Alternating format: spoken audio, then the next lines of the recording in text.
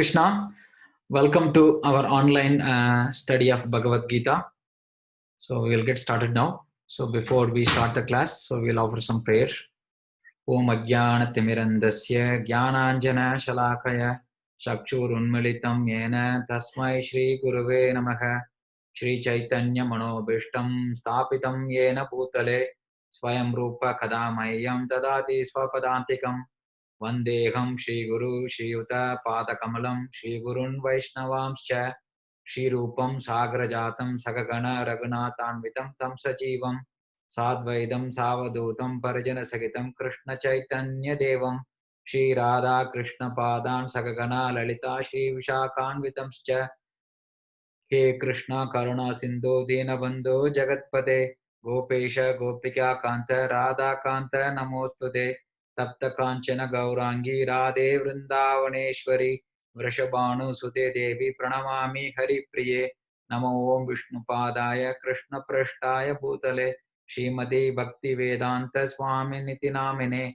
Namaste Saraswati Deve Gauravani Pracharine Nirvishesha Shunyavadi Paschatya Deshatarane Vancha Kalpatarubhyascha Kripa Sindhubhya evacha Patitanam Pavanebhyo Vaishnavebhyo Namo Namaha Jai Shri Krishna Chaitanya Prabhu Nityananda Shri Advaita Gadadhara Shivasadi Gaura Bhakta Vrinda Hare Krishna Krishna Krishna Hare Hare Hare Rama Rama Rama Hare Hare Hare Krishna.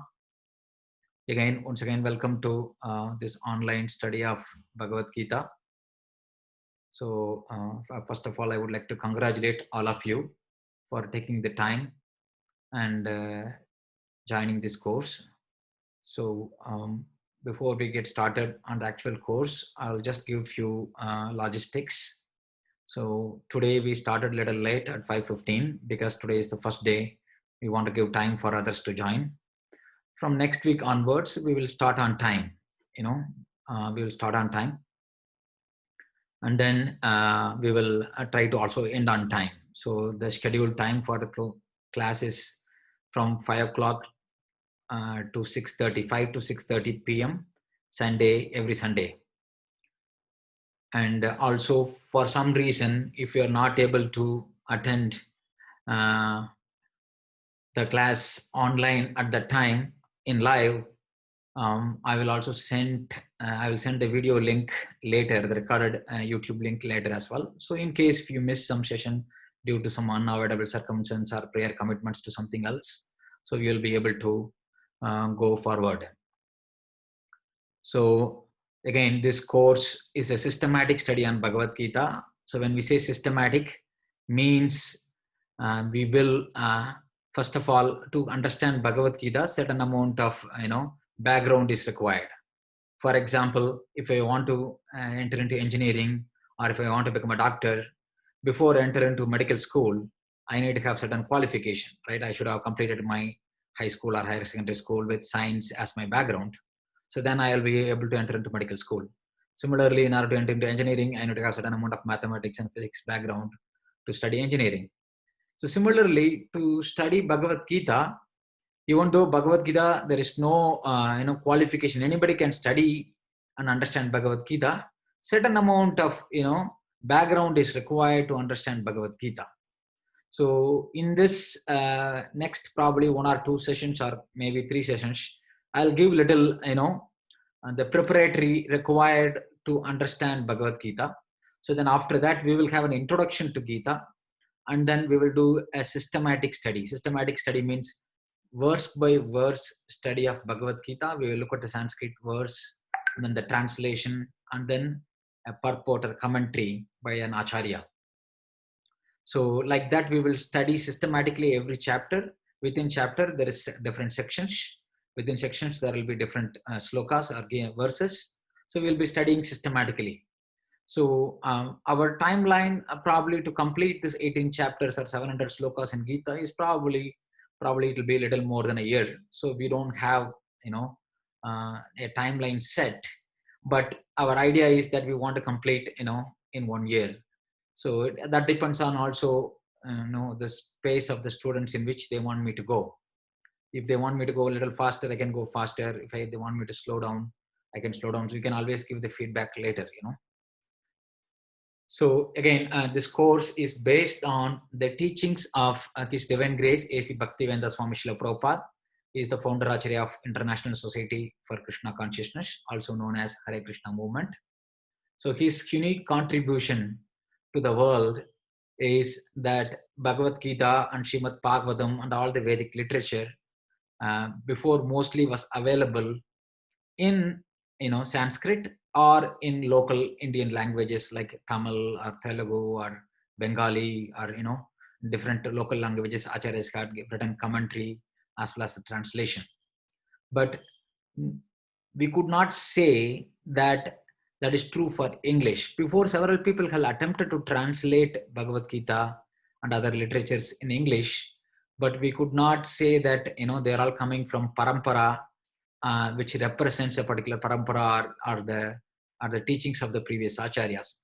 So Srila Prabhupada's unique contribution is that he translated the Srimad Bhagavad Gita and Srimad Bhagavatam in English, and his translation is very scholarly. When I say scholarly, means he will give the actual Sanskrit sloka in Devanagari script, and then he will give a transliteration of the sloka. People who cannot read the Devanagari script, they can still pronounce the Sanskrit sound with the help of English through transliteration, and then he will give a word by word meaning for each one of the words in that particular sloka.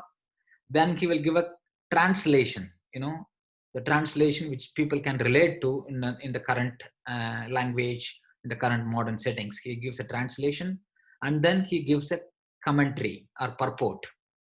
His uniqueness of this purport is actually he digested the purport from the previous acharyas in Sanskrit and in Bengali and other languages. And then he had taken the essence of those purports, presented in a very simple English, which even in a child or even a common man can understand. So that is his unique contribution. So he made all those complex concepts which is present only in Sanskrit or in the Indian languages, made it available in an easy access format in English. So that is his unique contribution. So for this particular course, I highly recommend everybody to get a physical copy of this Bhagavad Gita, from ISKCON. You can, whatever language you want to get, either your mother tongue or local language or in English. So I am going to follow this in English. So I also recommend to you have a copy of this Bhagavad Gita in English. So that will help you a lot. So because our entire course is based on this particular edition of Bhagavad Gita, we will also see later, what is the uniqueness of this particular edition of Bhagavad Gita, but highly recommend, this particular edition of Bhagavad Gita. So as I mentioned, moving forward from next week onwards, our plan is stick to time, because I want to value everybody's time. The most, valuable commodity in this world is time. I don't want to, take up any time, any of your time more than it's required, because we are all committing already, 1.5 hours, 90 minutes of your valuable time every week for this systematic study of Bhagavad Gita. So I can guarantee you that this investment of your time will definitely repay in benefits to you in terms of understanding life, having a broader look of life and whatnot. So anyway, our plan is to start at 5 o'clock and then end at 6:30 p.m. every Sunday. And then every week I will send a reminder through WhatsApp group that coming week our class is going to be and whatnot. If for some unforeseen reason, if you could not have the class on that particular week, or if you're going to reschedule on a different day on that week, I will let you know based on everybody's input. But we will stick to the plan of every Sunday 5 to 6:30 p.m. evening. And then our format is that I ideally request everybody to put in mute when you join, as well as shut off your video, so that you can conserve your bandwidth, also as others bandwidth, so that you can only get the speakers, the audio and video, so that it doesn't distract. I request highly everybody to put on mute And then the next point is that the questions, if you have questions or clarifications during my, talk or my facilitation of this course, if you see that if you have some questions, I highly recommend to note down that question.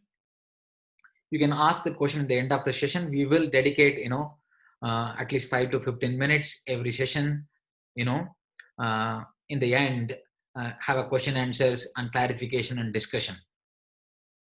So if you really can't, move forward with whatever concept I'm talking, please note down and or send it in a chat, and then if the chat pops up, then I will definitely, I'll try to address it as soon as possible immediately. I request this particular format instead of going on to audio, because that way it doesn't disturb others and whatnot. But if you really have to ask a question, if you think it's beneficiary for all the participants, and then it will help everybody to move forward in a proper particular concept, then probably you can, pass me and ask the question. I highly recommend to ask the question at the end of the session.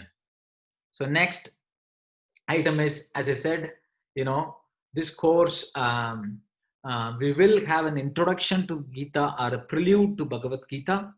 So that will probably go for a couple of sessions or maybe a few sessions. And some of the prelude concept also, as we go along, the Bhagavad Gita, I will cover those concepts as well.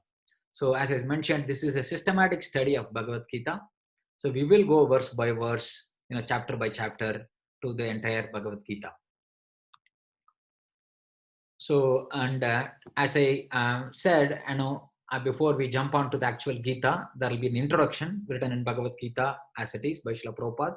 He had given a very classic introduction, around 36 pages of introduction, so which gives the complete overview of Bhagavad Gita. So we will cover that systematically. Before that, I'm just giving this prelude, So before jumping on to actual Bhagavad Gita course, I would like to give a small story. This is a small short story which will make it relevant for us to understand why Bhagavad Gita needs to be studied. So this story is about a king. The title of the story is "Who is the Best Wife?" So once upon a time there was a rich king. He had 4 wives, and he loved all his 4 wives. Among the 4 wives, he loved the 4th wife the most and adorned her with rich robes and treated, with the best of the finest of everything in this world, the finest of the fine. So that particular, wife, so he was very fond of, and he always gave the best of the best. So, and he gave nothing but the best for this wife,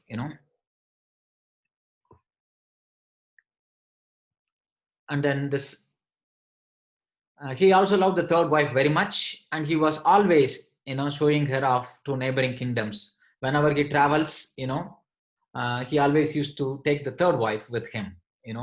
He always used to be proud of her. He used to want to show off her to everybody else. But however, he feared that one day she would leave him for another. That's the fear always he had about his 3rd wife. And he also loved his 2nd wife, and she was his confidante and was always kind, considerate, and patient with him. And whenever the king faced a problem, he would confide in her to help him to get through the difficult times. So this particular wife, she was very good in solving the problems. Whenever the king faced any problems, he will always, consult with her and discuss with her, and then she will come with some solution to help him in administering the kingdom or whatever it's required. So he always had this confidence with this particular wife. So, but king's 1st wife was a very loyal partner and had made great contributions in maintaining his wealth and kingdom. However, he did not love the 1st wife, and although she loved him deeply, he hardly took notice of her. So this 1st wife always used to work behind the scenes. The king never even acknowledged her existence. He never used to give that attention and care to her. He never spent time with her. But in spite of that, the 1st wife was always, behind the scenes, helping the king in every possible way. you know. So one day the king fell ill and he knew his time was short. He thought of his luxurious wife and pondered, I now have 4 wives with me, but when I die, I'll be all alone. This was his worry. So he knows that when he dies, none of them will come along with him. You know, he thought he'll be all alone. So he asked, the 4th wife, because he loved the 4th wife very much and he always gave the best of the best. He asked the 4th wife, I have loved you the most, endowed you with the finest clothing, and showered greatest care over you. Now that I am dying, will you follow me and keep me company? So the 4th wife said, absolutely not, replied the 4th wife. And she walked away without another word. Her answer cut like a sharp knife and right into his heart, because he always gave the best of the best and, always, took care of her very much. But her words this time said, like, I will not come with you at all. That those strong words came in like a knife into his heart. So then he asked the 3rd wife, I have loved you all my life. Now that I'm dying, will you follow me and keep me company? The 3rd wife replied, no, life is too good. When you die, I'm going to remarry. His heart sank and turned cold. He was always, had this doubt about this, 3rd wife, that one day she's going to leave him for other. Now, this time, this 3rd wife made it very clear, when he asked, can you accompany me during my journey of death? She said, absolutely not. Life is too good, to die. I'm going to remarry, So then he asked the 2nd wife. The 2nd wife is the problem solver, the confidante. And then he asked the 2nd wife, I have always turned to you for help and you always been there for me. When I die, will you follow me and keep me company? So now the 2nd wife said, I am sorry, I can't help you out this time, replied the 2nd wife. At the very most, what I can do, I can only send you to your grave. Her answer came like a bolt of thunder and the king was devastated. The problem solver, always who have been, standing behind the king in all possible situation.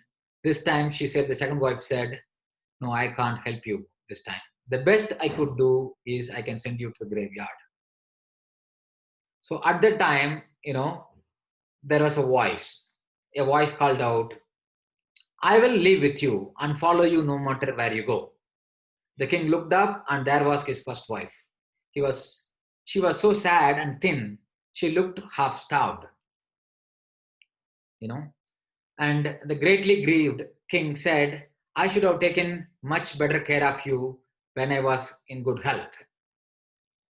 At that time, I did not care for you, but you are now saying that you will be accompanying me during my death. So he very much lamented in this, thoughts that I should have taken care of her when I had the chance.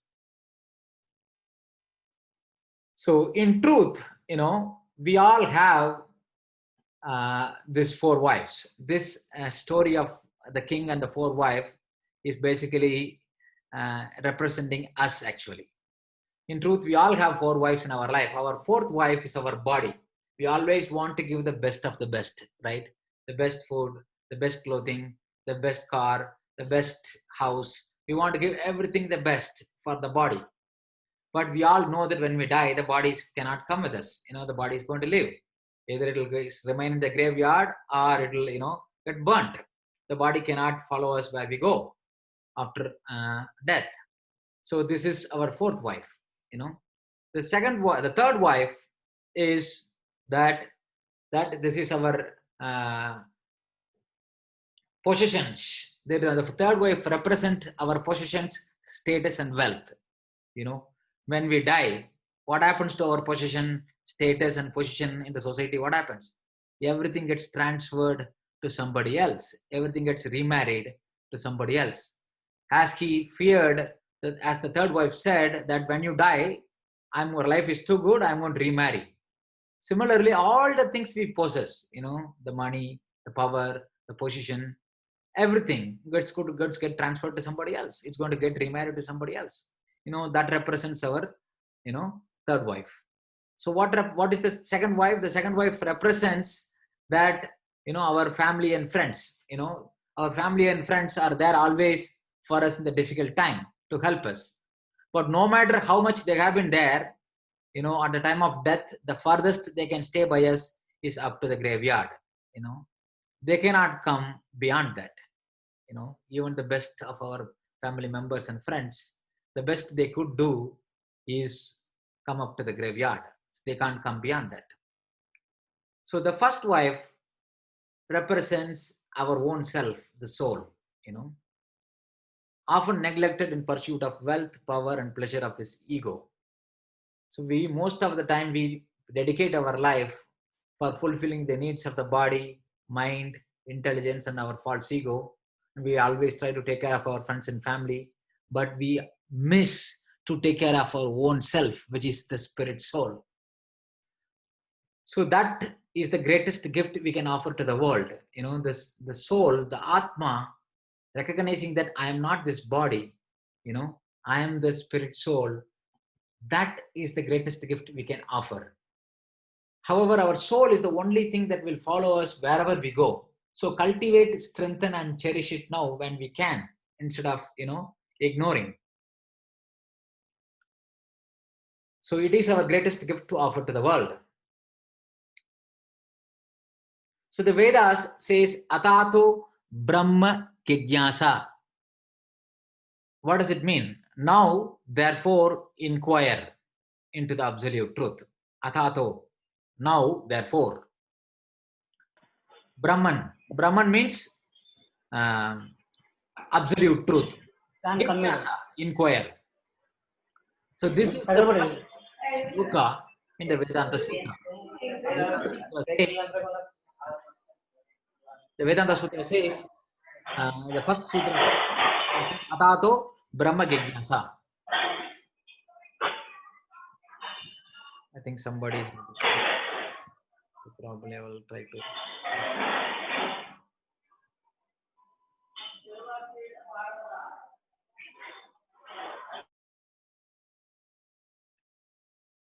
So hence the Veda says Atato Brahma Jigyasa. That means now, therefore, inquire into the absolute truth.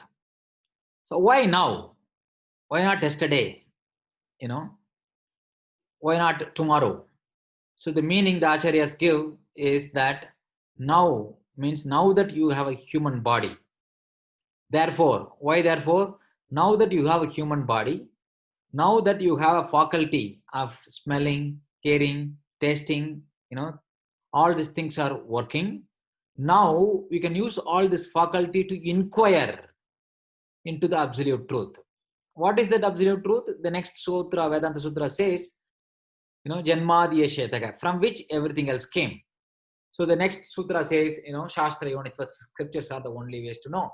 Like that, the Vedanta Sutra very systematically presents the entire gamut of Vedic knowledge in small aphorisms. We will talk about Vedanta Sutra a little later. As the first sutra says, that Atato Brahma Jigyasa. Now, therefore, inquire into the absolute truth.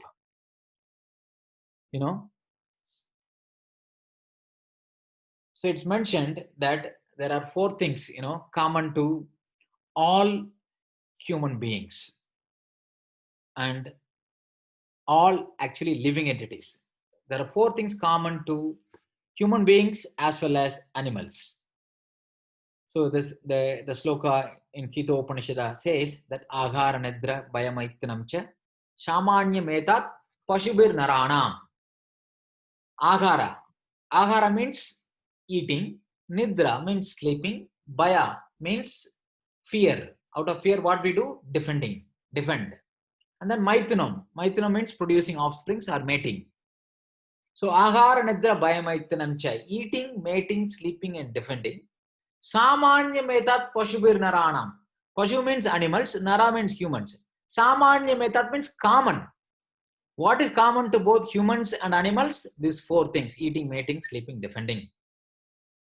Now, what differentiate human beings from animals?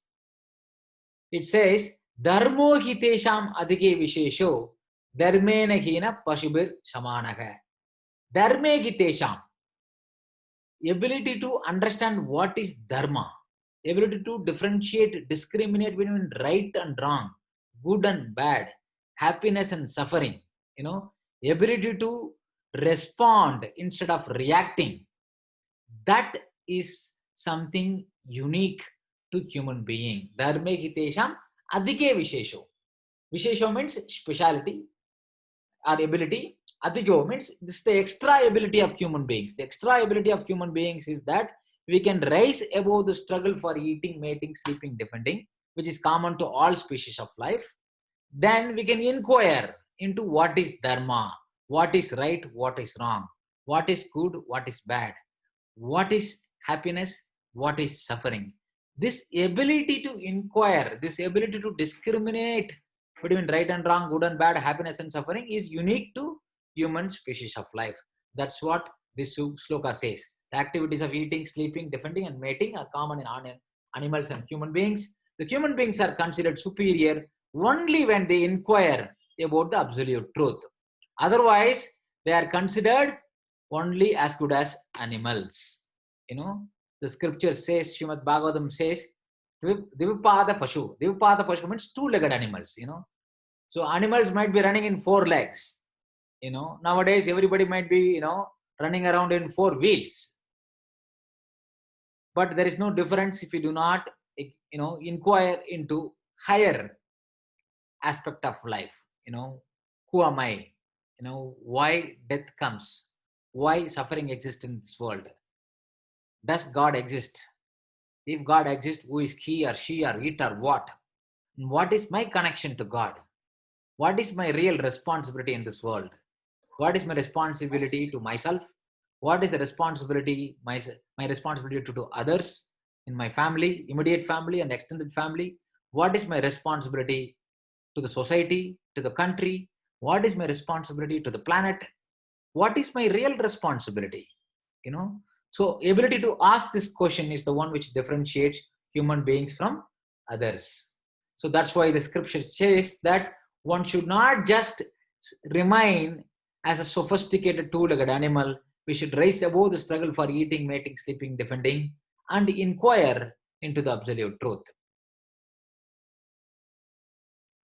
In fact, if man does not use his faculty of, hearing, smelling, tasting, touching, all this, and then the intelligence we have, the discriminating ability we have, if we do not use this higher faculty, we become worse than animals. When human beings don't, use the faculty of reasoning and higher thinking and discriminating, we just become a sophisticated animal. In fact, we become worse than animal. What we do when we become worse than animal, we cause more disharmony to the nature. So what the problem we face is like, we become sleepless, we can't sleep properly, we can't, be peaceful. People have to, nowadays most of the people, become restless because of all the, agitation going on in all over the world because of corona or because of, human rights or because of, war, even because of, social unrest due to, racial discrimination happening in America, all kind of issues, So people become restless and then they, take shelter of sleeping pills and other drugs and whatnot. So then, the threat to ourselves, the threat to the environment, threat to the human species, as well as to the entire nature, It mentioned, the scientist and the greatest, philosopher and thoughtful people say the greatest threat to our planet Earth is this animal. What is this animal? They say this people who act without discriminating ability, without, discriminating between right and wrong. Just they do whatever they like to do. They are the threat. They are threat to themselves. They are threat to their relatives and friends and people surrounded by them. And they are threat to this society, the threat to the environment. When they do not, act in the higher capacity to discriminate between right and wrong. Also because of them, because they cannot understand the purpose of life, they cannot discriminate between right and wrong, they create scarcity because they actually try to hoard everything for themselves. They care about only themselves. They do not care about anything else. So hence, there is so much of scarcity in the planet is being created. So currently, the planet can support 10 times the current population. You might be thinking, how is it possible? The scientists have researched the amount of natural water we have, the amount of land resources we have. If we all live in harmony with nature, the earth can supply 10 times the more population. There is enough room for us in this planet, but there is no room for our greed. So hence the scarcity created by human being is the threat. Also, human beings, when they do not use the discrimination properly, they break the heart. They break the heart of the beloved ones. They break the heart of friends and family. They break heart of the society. When a leader does something irresponsible, then the entire society's heart or country's heart is broken. When a head of a family does something irresponsible, it breaks the heart of all the dependents. When a beloved one does something irresponsible, it breaks the heart of the partner. So human beings, when we do not use this discriminating ability to differentiate or discriminate between right and wrong, happiness and suffering, good and bad, then we actually break the heart of others as well. And then comes stress. Everybody nowadays, there is so many popular courses available for stress management. Why? Because of this uncontrolled behavior eventually leads to stress. What is stress? There is a quote. Stress is nothing but the gap between expectation and reality. The expectation and reality creates stress. We all have certain expectation, when we go to college, when we go to work, we all have certain expectation. If that expectation is not aligned with reality, what it causes? Stress. Then people need stress management. People all the time ask this question, Prabhuji, can you help me? I am having so much of stress. How can I get rid of my stress? This question of asking, how can I get rid of the stress is like asking the question, I want to go in a train in AC first class. I want first class AC train, but without asking the question of what is the destination. Asking somebody that question, that how can I get rid of my stress, is like I want to go to without knowing the destination, I want to go in a train or go in a plane in a first class. When we are actually embarking a journey or going in a travel, the most important thing first is we need to have a destination. Then we can find out, based on the destination, we can find out the available modes of transportation. We can either go by plane, go by train, go by car. Then based on our affordability, either we can buy a first class ticket or economy ticket, or in a train first class or second class or sleeper class or whatever. We can find out the facilities we require. But before that, we need the destination. So similarly, in human life, if we don't have a destination, we just only concern about our comfort of the journey without having a destination. That actually is like it's not very intelligent proposition, which we need to have a destiny. We need to have a destination. So without having a destination or goal of life, trying to address the stress is like trying to have a first class ticket without having a right destination.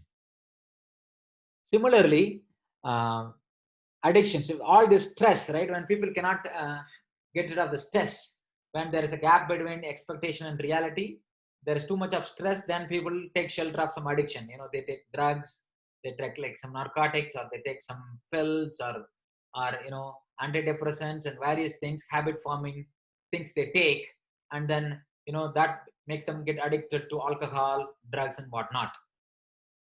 So then when that becomes unavoidable, all these addictive things, that really ultimately leads to suicide. When people cannot get the drugs what they need, it induces them to commit suicide. So This is what happens when human beings do not use the higher faculty, which is meant for, inquiring into the absolute truth. So in fact, the human body is like a Ferrari car. Animal's body is like a tractor. If there is a farmer, right, you will have usually a tractor to plow the field and do various farming activities. If he wins a lottery, if he gets a Ferrari car, right, will he use the same Ferrari car in the farm field to plow and do various things? No. The purpose of tractor and the purpose of Ferrari car, even though both of them are vehicle, they are actually meant for different purposes.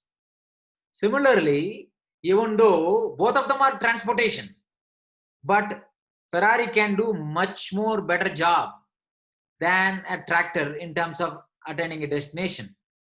So the human body is like a Ferrari car, the animal's body is like a tractor. The tractor can do very well the job of going at 10 miles speed or 5 miles hour speed in plowing the land, tilling the land, cutting the grass and whatnot. But it can't go to destination, some other destination fast. Whereas a Ferrari car cannot do the job of a tractor, but it can do very well, take us from one place to another place, efficiently and effectively in a fast manner. So the human body is like a Ferrari car. In fact, as I said, there are 4 things common to animals. I said eating, mating, sleeping, and defending. We can't compete with animals in eating, mating, sleeping, defending. Because a Ferrari car cannot compete with the tractor in the farm. So can you compete with an elephant in eating? Absolutely not. How much we can eat? 3 chapatis, 4 chapatis, 1 cup of rice, some items, some sabjis, and some sweets. Only so much we can take. Even I love gulab jamun so much, I can take 3 or 4. Not beyond that. I can't compete with an elephant in eating. I can't compete with a tiger in fighting. I might have weapons and guns and whatnot, but I can't compete with a tiger in bare hands in defending. So similarly, human beings cannot compete in producing offsprings, or in engaging in mating activity. A pigeon can have intercourse 50 times in 1 hour. A piglet can produce 10 piglets or 15 piglets at a time. A human being cannot compete with an animal in producing offsprings. Similarly, aharanatra biomaithanam, sleeping. Human beings, the maximum we can sleep, is like nowadays people even 8 hours sleep. People need the help of, sleeping pill and whatnot. If we sleep 8 hours or maybe 10 hours or 12 hours, beyond that, we have to pass urine, we have to drink water, we have to eat food. Our body will make us to get up. Can you compete with a tiger, with a bear in sleeping? A bear can hibernate for like 3-4 months, entire winter, without food, water, and anything. It can go on for sleeping. So you can't compete with the bear in sleeping. So human body is not meant to compete in eating, mating, sleeping, defending, but it is meant to make this higher inquiry. As I said, human body is compared to this Ferrari car. Ferrari car can take us from one place to another place in a fast and efficient manner. Similarly, with human body, we can make this inquiry between right and wrong, good and bad. What is the purpose of life? What is the goal of life? Why suffering exists in this world? All these questions only human beings can raise. So hence this human body should be used to make this higher understanding. Right? So it's the winning lottery is like getting a human body, So human body is very rarely achieved. The scripture says after many life, Bhagunam Janmana Mante.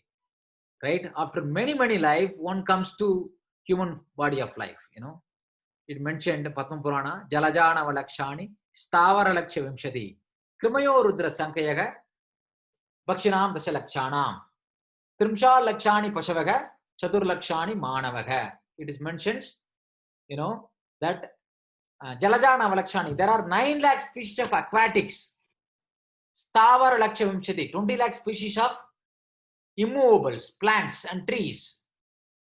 Krimayo Rudra Sankayaga, 11 lakh species of insects and reptiles. Bhakshinam Dashalakshanam, 10 lakh species of birds. Trimshal Lakshani Pashavaga, 30 lakh species of four-legged animals. And then Chatur Lakshani Manavaga, 4 lakh species of human beings. So of course we'll address this 4 lakh species of human beings. We all think that there is one species of human beings, Homo sapiens, but the scriptures mentioned there are 4 lakh species of human beings, not just based on, our anatomical and biology, right? It's scripture mentions based on one's consciousness, and one's consciousness, human beings can be classified into 4 lakh species. So the scripture says a soul going through all these various species, from aquatics to reptiles to plants to birds to animals, then finally attains a human species of life. This evolution, the modern day, scientists talk about evolution. Their evolution is one body changing from one species to another species. A species can evolve from one species to another species. But Vedas talks about an evolution. It doesn't talk about evolution of the body. It talks about evolution of the consciousness. The consciousness evolves from lower species to higher species, from aquatics to trees to reptiles and reptiles to animals, birds to animals to human beings. So that's what the human species is attained after going through this 80 lakh species. Finally, one attains the human species in one of the 4 lakh species of humans. We are all running after life, running in our life. After what? After money, right? Why everybody is running after money? Because we think money is the honey, or money is sweeter than honey. Or somebody gives a quote that money is like a lubricant. It can make everything run smooth in life, right? Most of the time we think that if I have money, I can get everything. But we all know that money can buy anything and everything, but money cannot buy happiness. If you ask even the most successful people in this world who have access to unlimited amount of wealth, if we ask them, right, what do you value most? They immediately say money is not the one they value the most. They value, peaceful, loving relationship, peaceful family life, right? That's what relationships are the most meaningful things in life. So money cannot buy those. So money cannot buy happiness. Happiness comes from peace and meaningful relationships. There are actually two types of relationship, happiness. One is the temporary happiness, which comes to our, which happens through our body and mind and intelligence and false ego. And another is the happiness comes out of the heart, comes out of the satisfaction of the heart. That comes only out of meaningful relationship. Money cannot buy, money can buy everything, right? Except happiness. That's what even the most successful people say.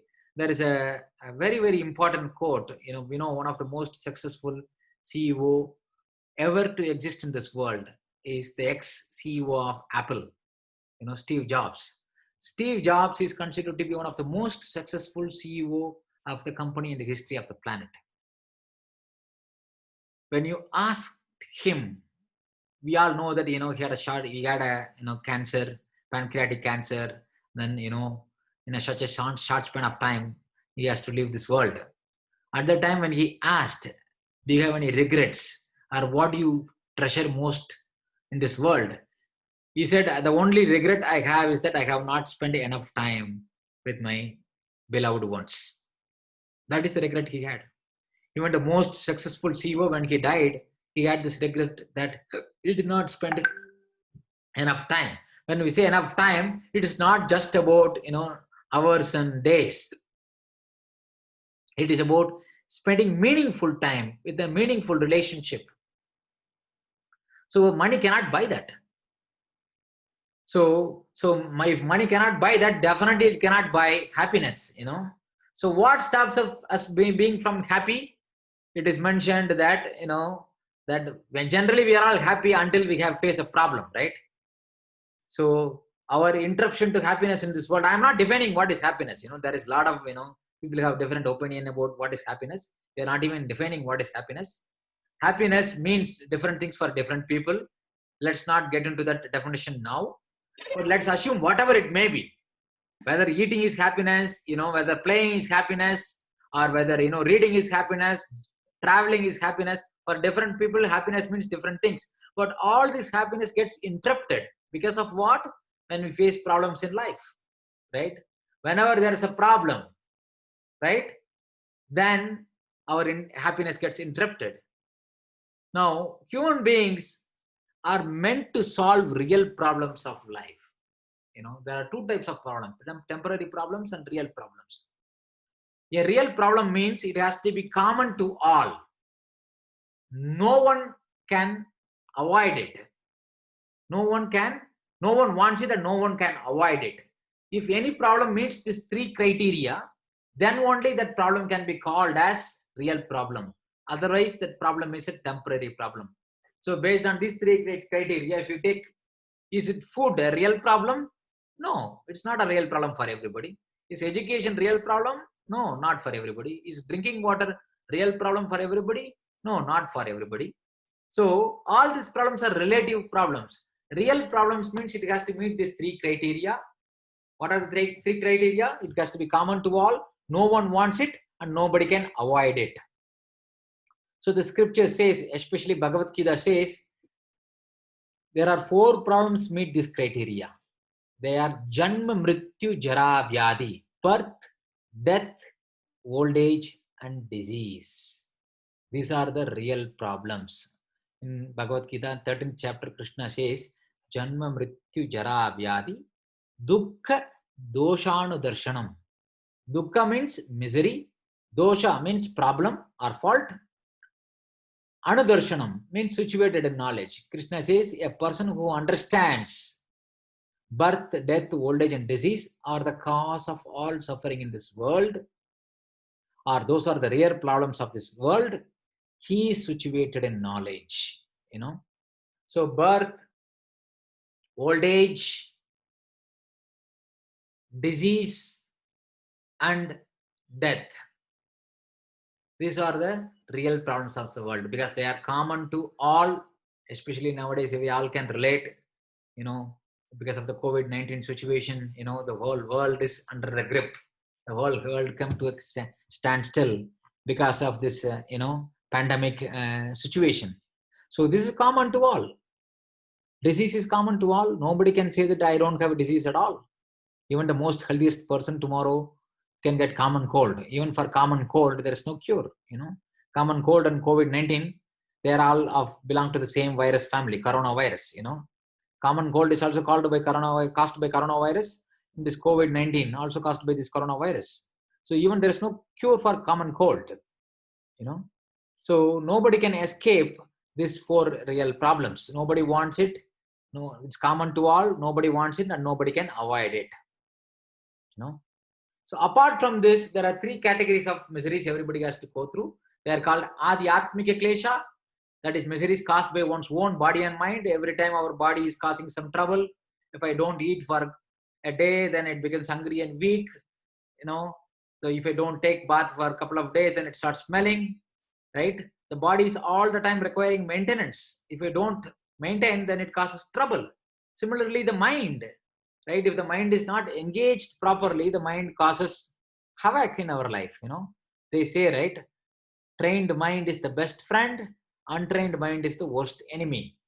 So mind and body is always causing misery to us. On top of it, other living entities are causing misery to us, right? Other species like mosquitoes, other animals, snakes, viruses, sometimes, our own children, our spouses, in-laws, different other living entities are causing trouble to us all the time as well. And on top of it, the nature, the calamities like, fire, earthquake, tsunami, like extreme drought, extreme, weather of heat and rain and water, right? All this kind of things, Natural calamities, Adi Devika Klesha, Adhyatmika Klesha, Adi Bodhika Klesha, and Adi Devika Klesha. All these kleshas are caused. The solution to all these problems are real problems, birth, death, old age, and disease. There can be two types of solution for any problem. One is the symptomatic solution. Another is, pathological solution. Symptomatical solution, what we do to our symptoms when we get birth, death, old age, and disease, we want to forget this birth, death, old age, and disease exist, and we want to enjoy our senses so that we can be happy. But we all know that enjoyment of the senses is temporary. That is not the real solution, right? If I have a itch, that solution to itching is not scratching. Enjoying our senses is like scratching for the problem of itching. It actually aggravates the situation. It does not actually make it worse. Or it is like an ostrich putting the head in the sand, thinking that there is no danger. If there's a tiger chasing an ostrich, instead of running and saving for the life, the ostrich puts the head in the sand, thinking that there is no danger. Is the danger gone? No. So engaging in sense enjoyments or sense gratification, thinking that there is no danger of birth and death and old age and disease, is like an ostrich trying to put the head in the sand, thinking that there is no danger. We all know that, one thing is for sure in this world. What is that? Death. They say as sure as death. The moment we are born, one thing is confirmed. What? Death. We may not know when it is going to happen, but it's confirmed. As sure as death, they say, right? So thinking that this death is not going to happen to me and I should just engage in senses is like the ostrich putting the head in the sand and thinking that there is no danger, So that is not the purpose of human life, to live like an ostrich putting the head in the sand of sense gratification. We should really stand up to the problem of trying to find out what is the root cause. What is the cause of birth, death, old age, and disease? Why this thing is happening, even though I don't want it? Why it is like forced upon me? It is like buy one, get one free. I am searching for happiness. What comes? Misery, right? So those things human beings has to inquire. So sense enjoyment, as I said, we all have nowadays gadgets, iPhone and Android phone and various things, and through social media and WhatsApp and Facebook, and we try to engage ourselves, thinking that everything will be all right. We should know that everything will not be all right until otherwise we do something about it. When there is a danger, we should try to understand what it is. The most imminent danger for a human being is, the scripture says, losing the form of human life, death. When we lose the human form of life, that is the greatest loss. When we lose money, that is not the greatest loss. When we lose health, yes, there is some loss. When we lose character, when we lose this ability to understand, ability to discriminate between right and wrong, which is the human beings, that is the greatest loss. So it's simply just engaging our senses in eating, mating, sleeping, and defending, we will not solve the real problem. These are all symptomatic solution to the real problem. So we engage ourselves in watching movies and social platforms and videos and whatnot. They are all symptomatic solutions, like scratching for the problem of itching. They are not the real solution. For any problem, as I said, right, this symptomatic solution comes through sense enjoyment. Then people also take up the help of, drugs and whatnot, through material advancements. People come up with new drugs, ecstasy drug and this drug to keep us happy. I take all these drugs to keep me happy, to keep my mood, happy and all that. But they are all not the real solution. Does material advancement provide solution to the real problem? They do provide solution, but they are not the real, they are not the permanent solution. They do provide temporary solution. They don't give permanent solution to the problem. So the permanent solution only the spirituality can give. So sometimes people also take the shelter of other things other than material solutions. So I come up with self-help and then all kind of things, yoga process and different speculative processes. Other than sense enjoyment, people come up with different speculative processes. I am happy, you are happy. I am okay, you are okay. All kind of self-help process to try to become happy.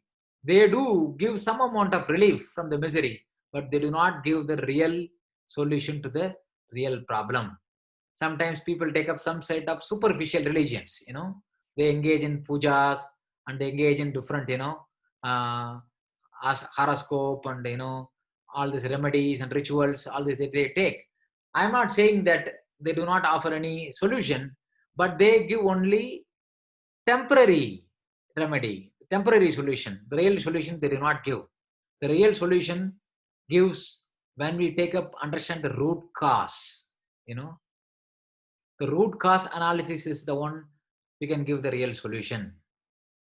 All the superficial religion, speculative processes, sense enjoyment does not give real solution to the real problem. As I said, if I have fever, if I have itching, before taking the medicine, I need to find out the root cause. If I have a headache, I should not simply just stop with taking the painkiller and cutting off my headache. So we need to find out the root cause of the headache. The headache could be caused by, it could be because of constipation. It could be based off indigestion. It could be based on, insomnia. It could be based on, it could be a migraine headache. It could be based on dehydration. There are several causes for the headache. The real doctor will find out the root cause before prescribing a medicine.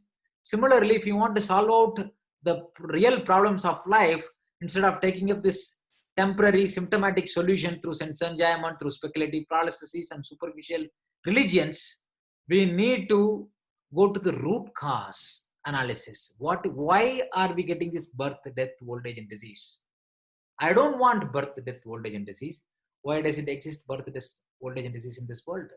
The root cause analysis is the one which will give real solution to the problem, which can lead us to real happiness. As I said, we are all searching for the happiness, right? That is the right thing, but we are all searching in the wrong place.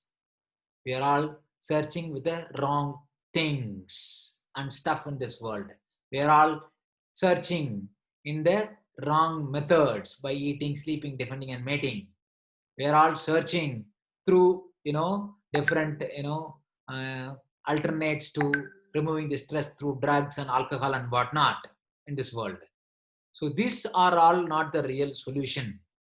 The real solution comes when we apply our rational discriminating ability to solve the real problems. That is birth, death, old age and disease. Janma, Mrityu, Jara, Vyadi, Dukhan, Doshanam.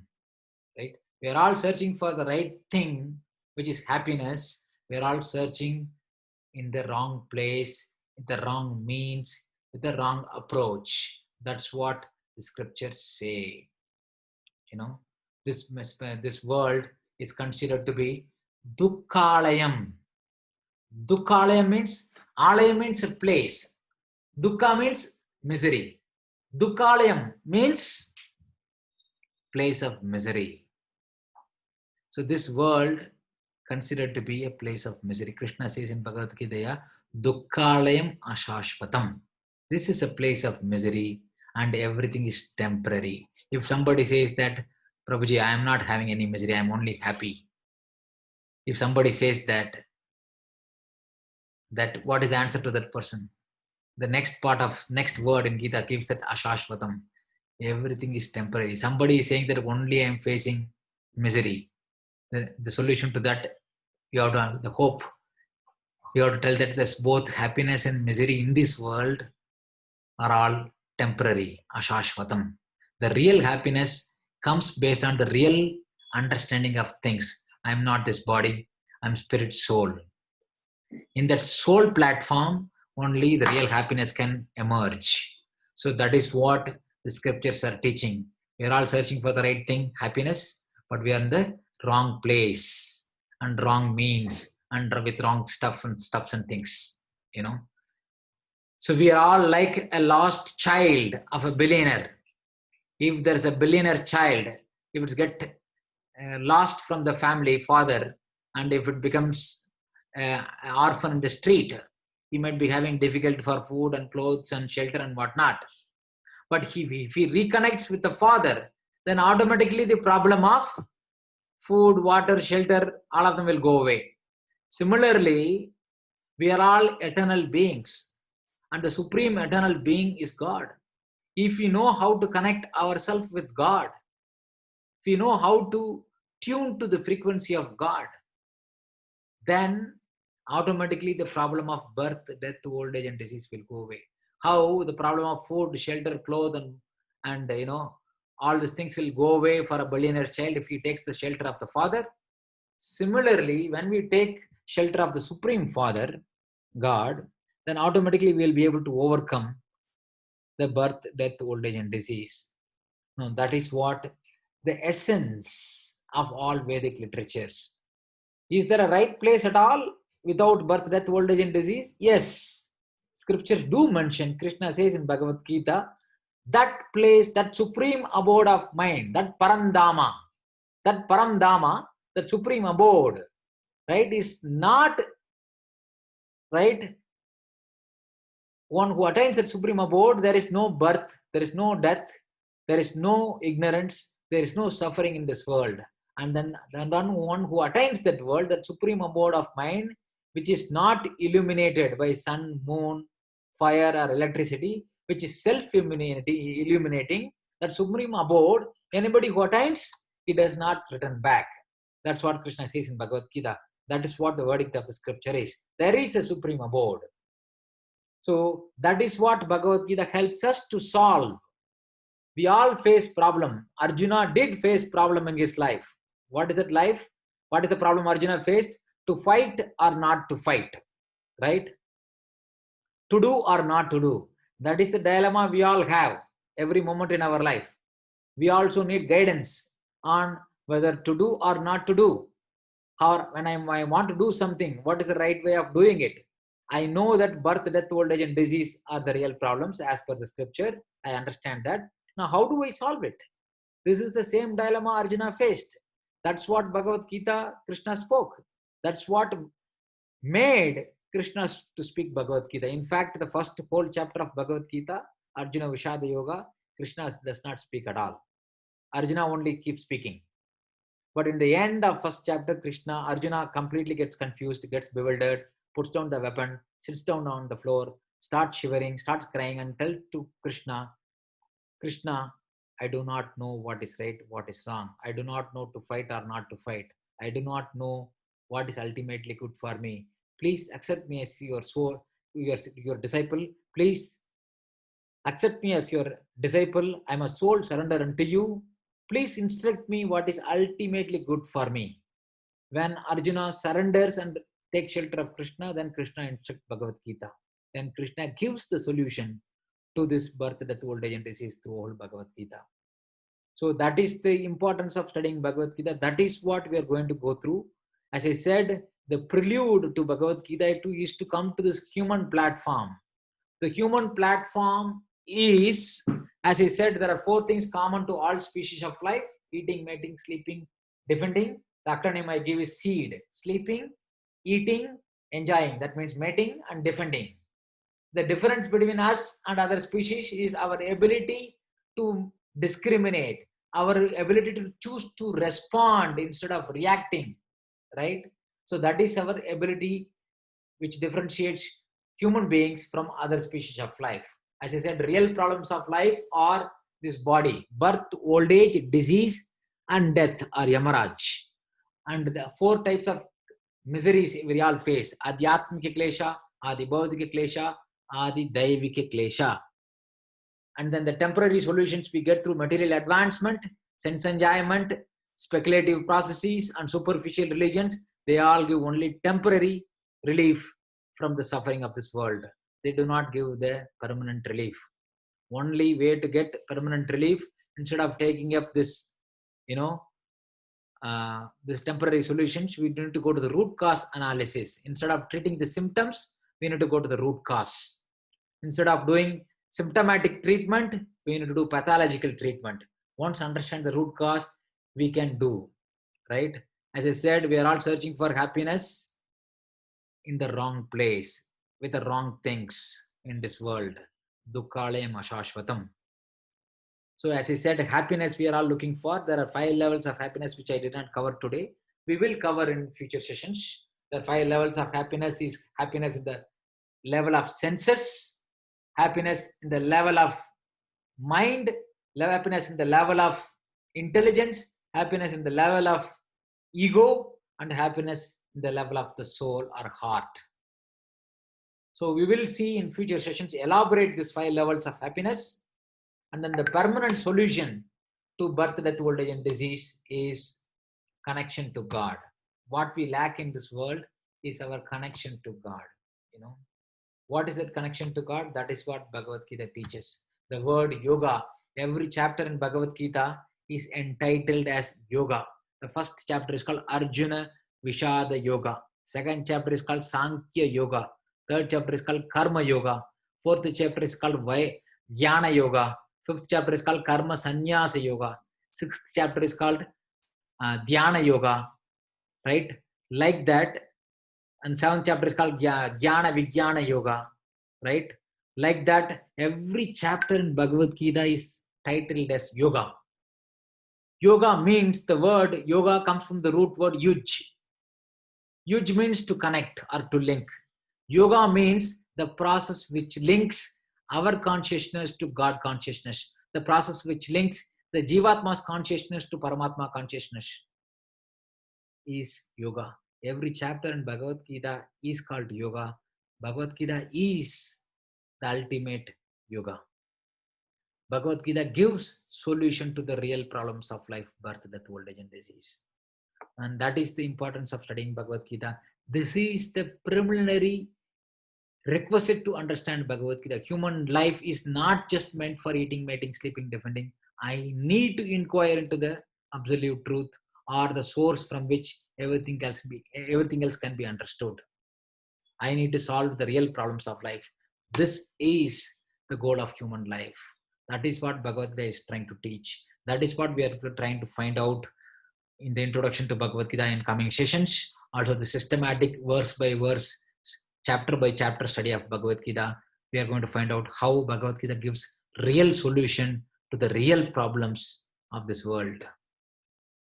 I stopped here today. Right now it's around 6:22.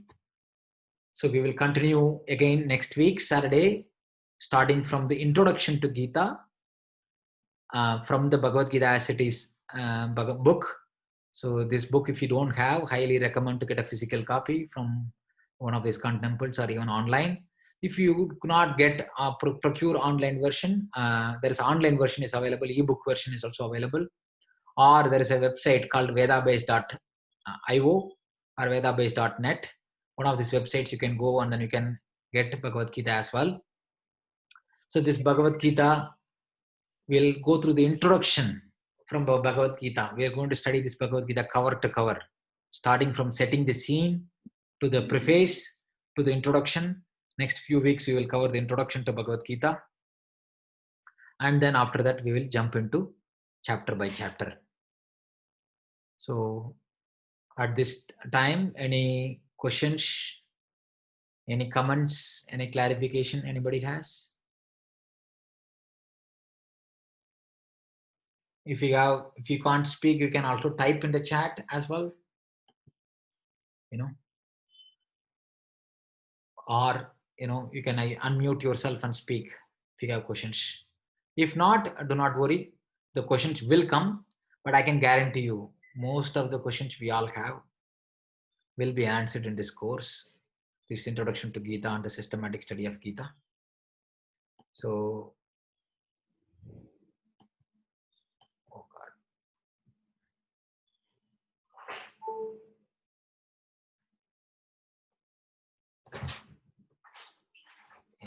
Yeah, power went off. The power went.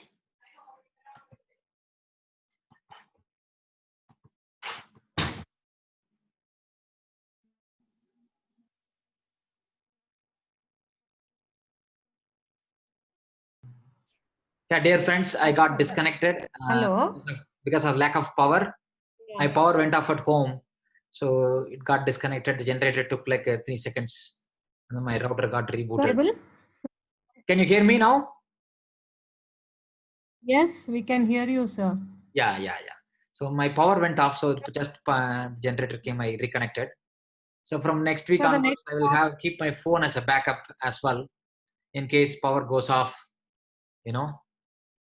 So I can use my phone internet to continue our connection.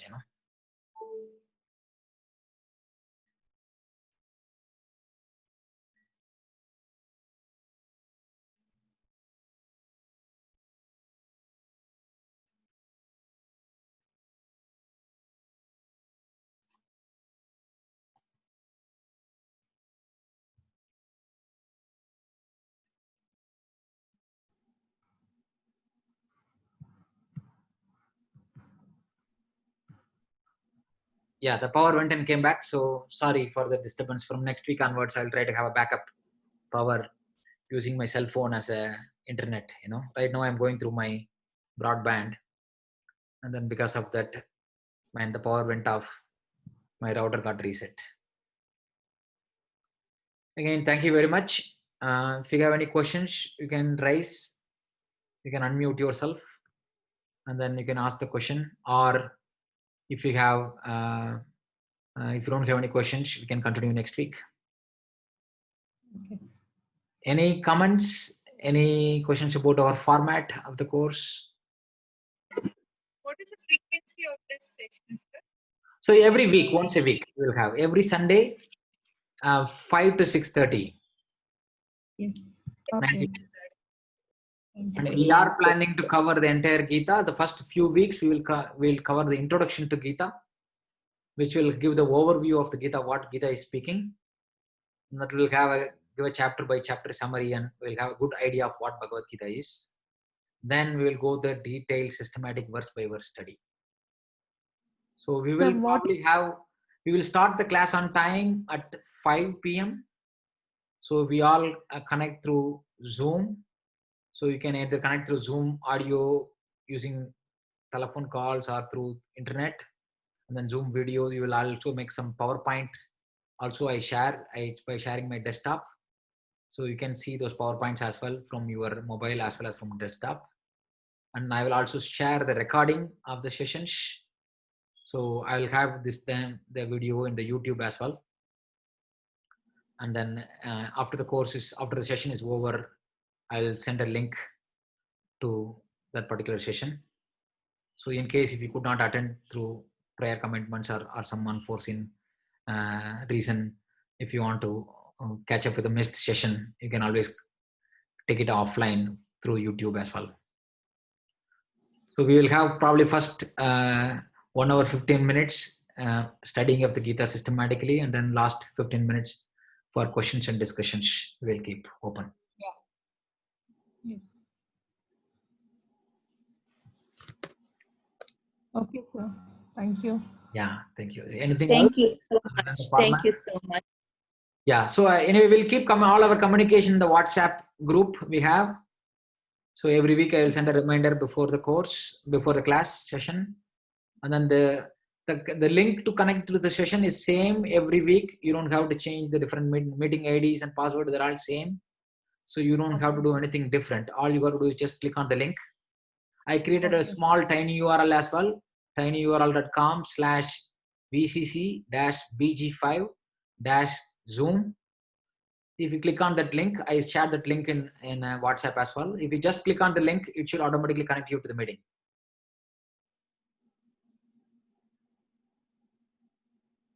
Yes, Arav Singh, you have some question? Yes. So today I joined this session. This is the first time for me.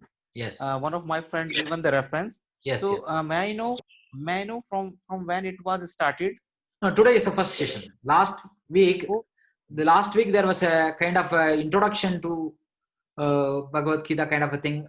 The importance of studying Bhagavad Gita. One of my friend took for all the people from all over the world. So that recording also I will share. But today is the first session for our group. Okay, clear. Thank you. So today today's session, the focus was the preliminary request to study Bhagavad Gita and what problems Bhagavad Gita is trying to solve. That's what we try to see today. Okay. Thank you. So in the next week, we'll see the introduction to Gita from Bhagavad Gita as it is by Swami Prabhupada. So then we will jump into verse by verse, chapter by chapter study of Bhagavad Gita. Okay. So today, if you have missed the beginning, then you can also, get the link for the YouTube. I will share it. Then you will be able to see Okay. from there as well. Okay. Anything else? Anybody has anything else?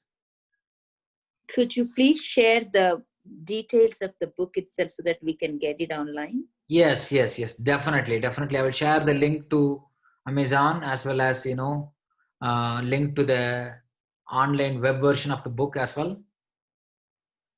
That's what I'll be using throughout the course. The book, our course is based on Bhagavad Gita as it is, book by Swami Prabhupada.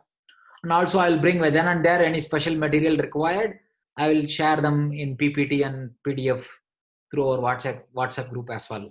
So whatever PPTs you saw today, I will put it in the group. I will put it in a SkyDrive or Google Drive. Then you will have that for your reference as well, So, So any other material, sometimes I also bring some commentaries and purports, translation from Sanskrit from previous acharyas.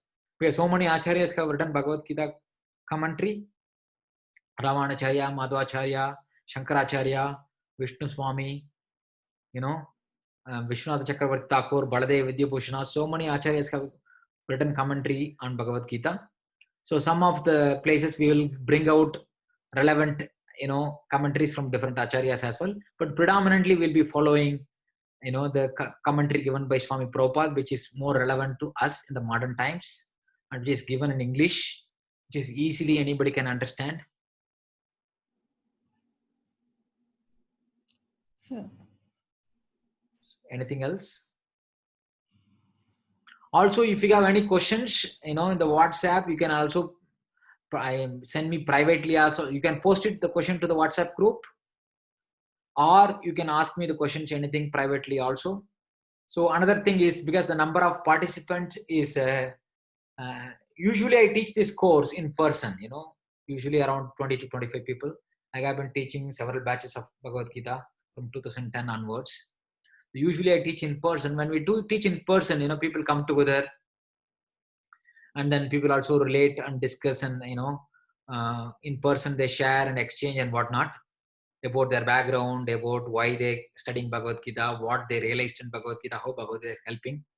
So now also for every week 5 minutes I will ask one or two members to introduce themselves, their background, their expectation on this course, and how they're getting benefited and what they're looking forward in this course.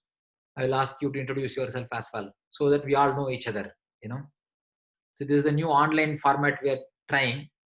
So we also wanted to keep this connection to each other, that is very important, Bhagavad Gita, it is not a transmission just from teacher to student alone. There is a relationship between Krishna and Arjuna.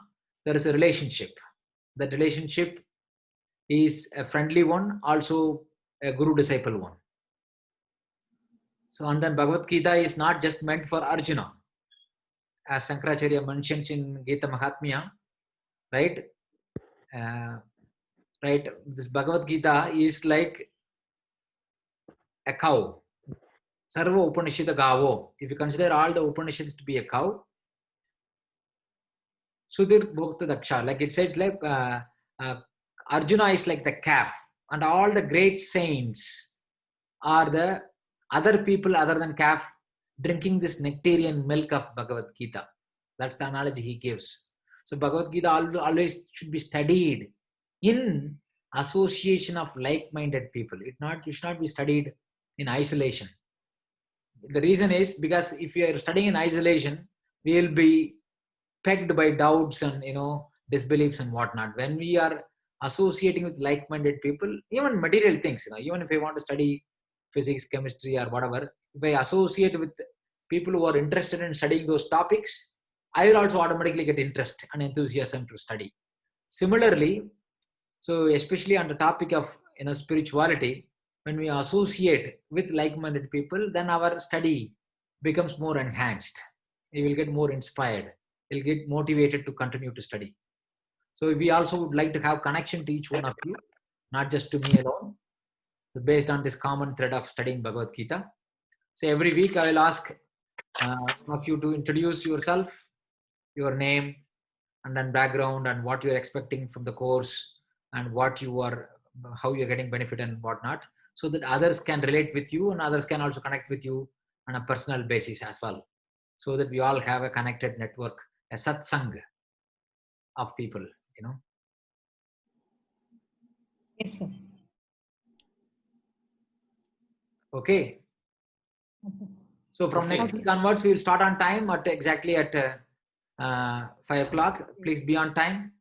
Please dedicate this time. Even though it's most valuable thing in life is time, I humbly request all of you to invest your time of 90 minutes every week, so that we can actually nourish our own self, the soul.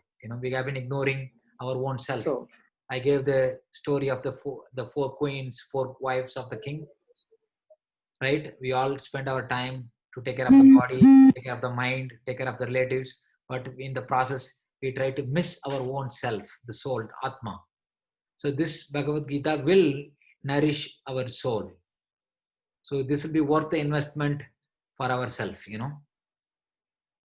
This is the best self-improvement, self-help program we can ever do in our life, studying of Bhagavad Gita. Okay. So we'll stop right here. Thank you very much. Hope you are able to rate something what we spoke today. We'll continue from next week onwards at 5 o'clock. Okay, sir. Thank you, sir. Hare Krishna. thank you. very much. Thank you very much. Bye bye. Bye.